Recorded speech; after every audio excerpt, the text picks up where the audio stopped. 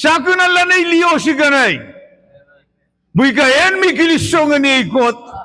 Ikayan mi osan appreciate ni mede ikot water mi ganay. Esa palili vil metso na photographer ngono.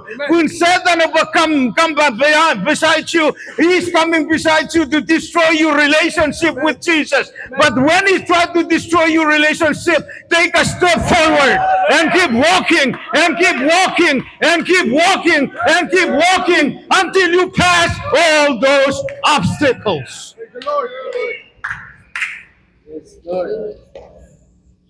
Warango, akan natin saram.